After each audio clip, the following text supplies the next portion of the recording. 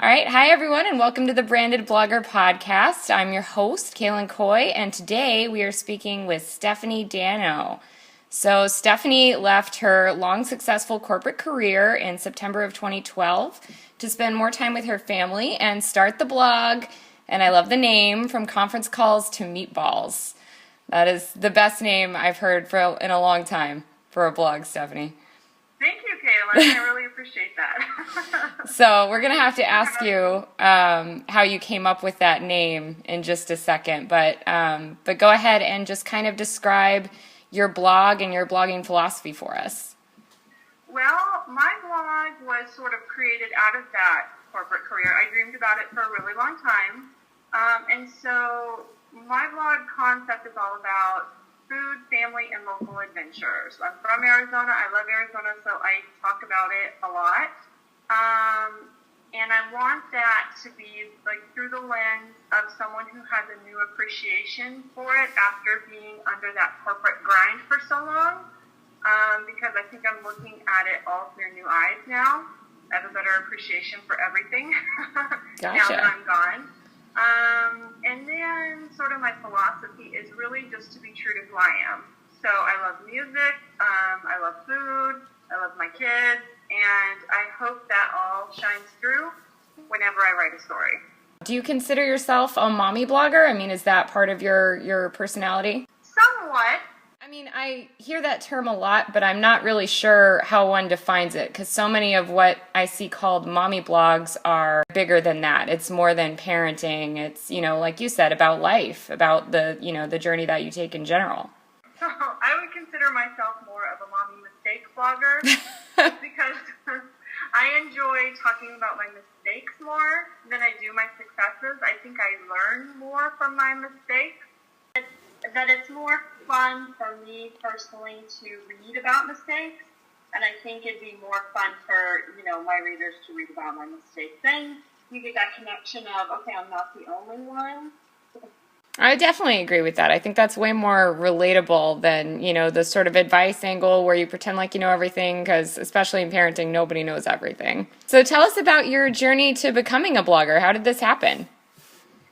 Well, for a lot of years, I was traveling with my company, and I would dream about blogging. First of all, I would scout food locations because I was traveling all over the United States, and I always wanted to find something that only the locals went to. So I kind of wrangle the hotel clerk and say, look, don't tell me what the hotel told you to tell me. Tell me somewhere that you go on your own time. And I would go on these little food adventures, and it was kind of my way to relax on the road.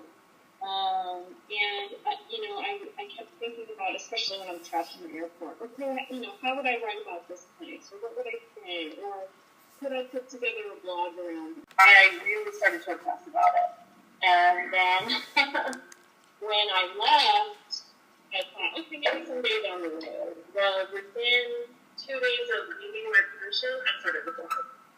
I just went out to Blogger, I started putting it together, I wrote the story, and there it started.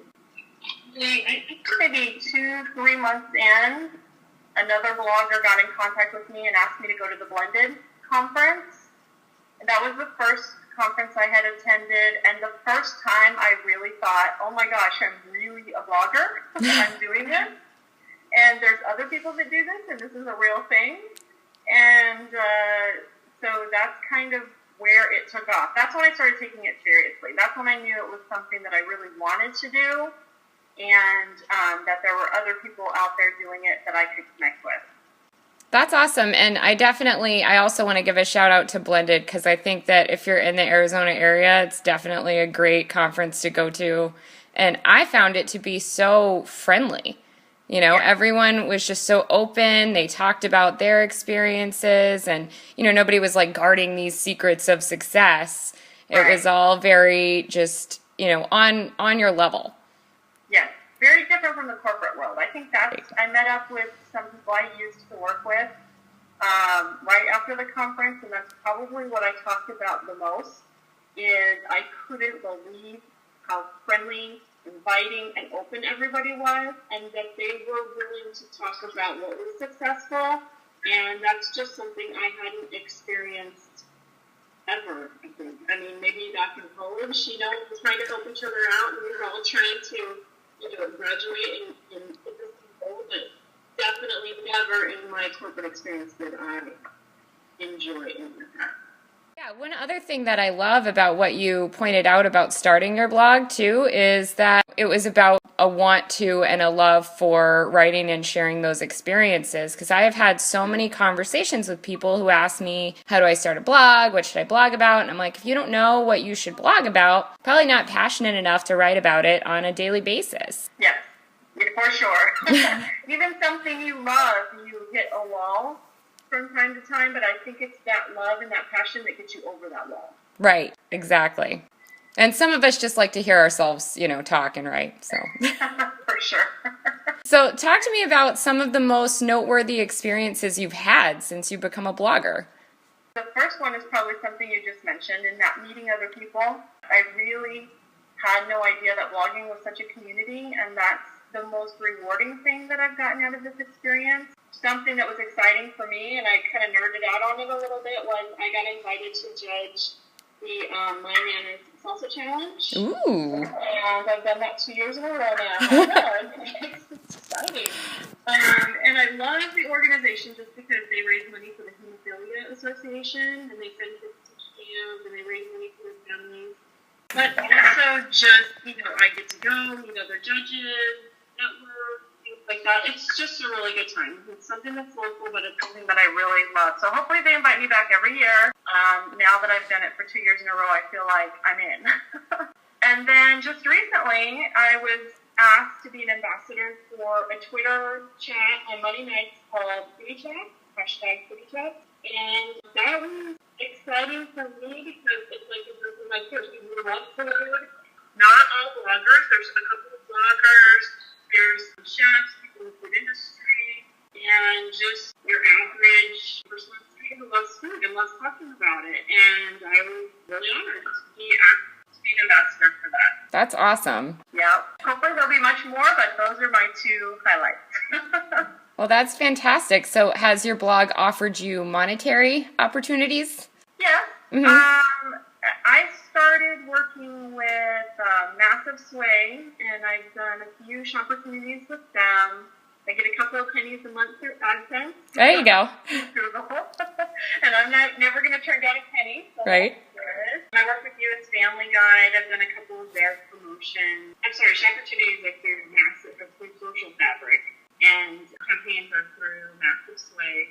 And it's not a lot of money, but it definitely gives me hope that it's something that I could build and grow on. I hope to take more control of that. I do have passion for the online blog, and I've sold a couple of ads, but I think I'd like to work with some companies directly. I'm sure that it takes a number of years before you're really something that can pay the electric bill.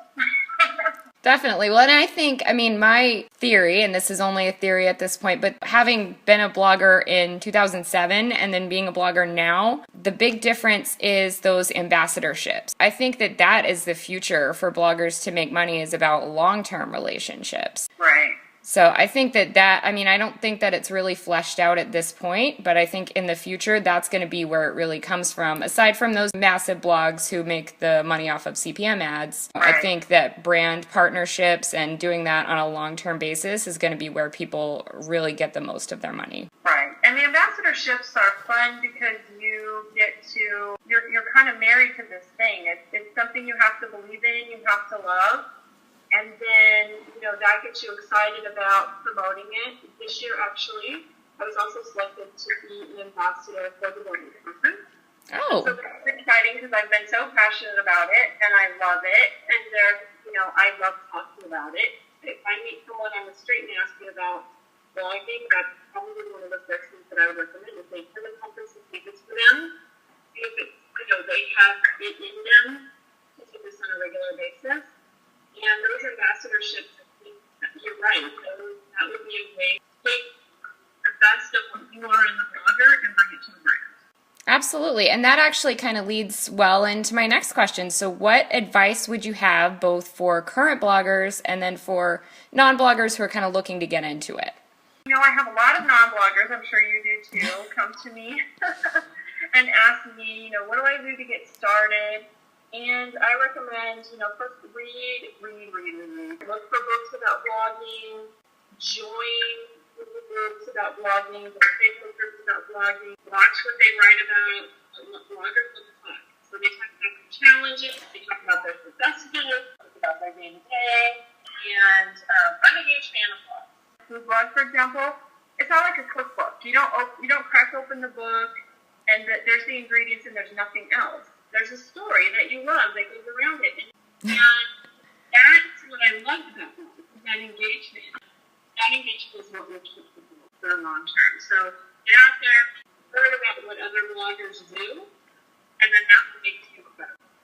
Absolutely. I think too many people see other people in their niche as the enemy. We can't look at, even though they're technically, I guess, a competitor, right. It's not really the same because each post is sort of its own product and its own end goal. So if someone else is in the same niche as you have to look at that as a strategic alliance. Exactly. And I think I've always gotten better results when I'm working with another blogger. You talk with them and you're going to promote something they're doing, and then in turn later on they're going to promote something you're doing. You talk about it on both blogs. You're marrying both your readers for a combined net of your readers. So it just makes sense to coordinate and ping ideas off each other. And I've heard some bloggers say they've had a bad experience, and I never have. So I can only speak from my own experience. I've always met people and had positive engagement and sharing of ideas. One day, if I ever do have a negative experience, I'll write about it, and that will be my gift. There you go. So far, nothing. Yeah, I think the only negative experiences I've ever had have just been the people who, aren't willing to cooperate in that way, which is okay. If your blog is sort of your island and that's where you want to be online, then that's fine. But, for me, I definitely see it like you do as kind of one big partnership. Yeah, for sure. So how do your friends and family feel about your blog? Do they get any kind of benefit or bonus from this? I'm very lucky in that I have, my uncle has a blog. A food blog. He's had it for a really long time, and two of my cousins have blogs. So it wasn't a surprise. They don't really have a negative reaction, although I would say that probably the most common question I get is, when are you going back to work, or are you looking for a job? Oh. Which I'm not. Now that I've been away from the corporate world, I don't think that I could ever go back and embrace it the way that I did when I was young. So that's kind of funny. They try to be nice and they try to be supportive. I think it's funny that they still think that following my blog means that they like me on Facebook, or now and then they check in. And that's kind of cute. But my husband had no reaction to it.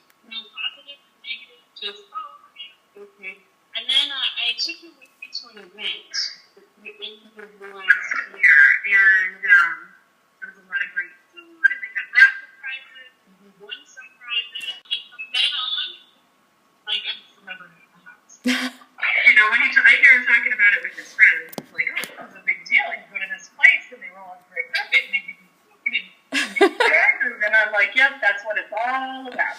There you go.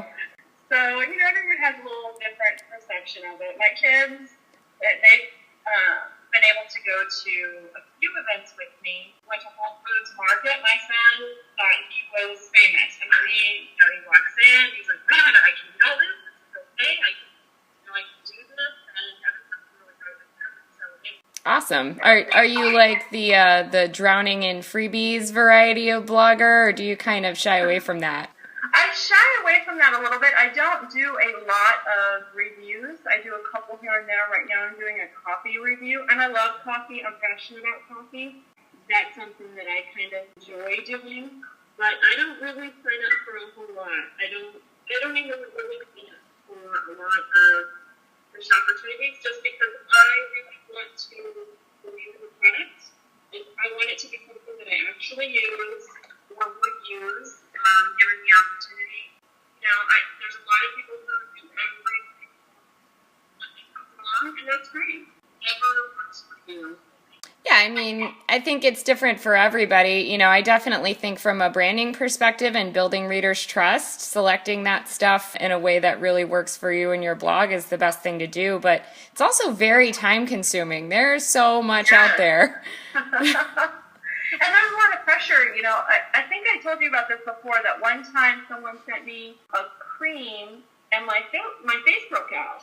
And it was one of the first times I had ever really signed up to do a review, and I felt weird about, what do I do? And I said, look, just put my face broke out, so I couldn't really give an honest review, and it could be that my skin is sensitive and not your product. Right. So you're not right about it. And they said, thank you, and that was the end of that. I think brands appreciate honesty too, but I feel more comfortable in a position. And if I don't like something, I just don't want to write about it. I don't want a negative blog, where it's trashy everything. I might stop working before you do that. Yeah, I definitely agree with that. So how are you managing your time between being a mom and your other responsibilities and now also being a blogger? That's something I'm probably not the greatest at.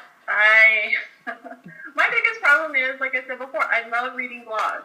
And so, and I engage with a lot of bloggers, and when I'm engaging with someone, I kind of want to see what they write about. So I go from talking to them on Facebook, all of a sudden now I'm on their blog, and now I'm reading their blog, and then next thing I know, and I've lost 3 hours. Look on Pinterest, which I think everybody's done. Oh, God. And you look at the clock and you go, oh my gosh, where have I been? So those kinds of things are distracting but fun. I will look for any kind of classes that I can get online, or I'll read about different WordPress plugins, or just communication techniques, writing techniques. Wednesday, Thursday, Friday can be my travel days. And whether it be, another blogger for coffee, or going out to try a new restaurant, going to a farmer's market, or just something where I can be out. Yeah, absolutely. I mean, I actually, that's funny you should say that, because I do the same thing where I kind of assign my days out, like Monday's scheduling day, and I have technical Thursday where if I encounter technical issues, like they frustrate me so much at once in the moment that I'm like, oh, I just have to write it down and deal with it on Thursday, because I can't, I can't spend all day sorting out some pixel movement. But yeah, I think that's a great way to manage your time. And my big issue, and I think a lot of bloggers probably experience this, is that there's just so much to do. Writing posts, networking, seeking out opportunities. I mean, it's like there's a billion things to do. And, you can argue that reading other blogs and researching, I mean, like you said, you have a whole day assigned to, helping yourself learn what's out there. I mean, there's just too much to do in one day. So I think if you don't organize your time, you're going to get overwhelmed in some way. Yeah, you can spend 6 hours messing with one photo. Right. You can't crop it right, or it's too large of a file, or, there's just all these things that you get lost on. And, we've talked about this before, photography alone, taking photos and making them look nice on your blog, and, that's not something that necessarily comes with someone. I did technical writing for a long time, so that aspect of it I feel a little bit more comfortable with. But then when I get into putting a stinking picture on Instagram and making it look good, making it look presentable, I get a little frustrated. So, everybody has their strengths, and then everybody has that thing that they just can't get right. So what do you see as the future for you as a blogger, and then also From Conference Calls to Meatballs? For me as a blogger, I really hope that this can build up to where I can, the ambassadorships I love, and I would like to get more of those. But I'd also like to do some public speaking in the community for women in business, and how to balance that work-life thing that seems to be so difficult. Even with blogging, you tend to put a lot of pressure on yourself to do both, or do it all, or writing, photography, when you're asked to travel.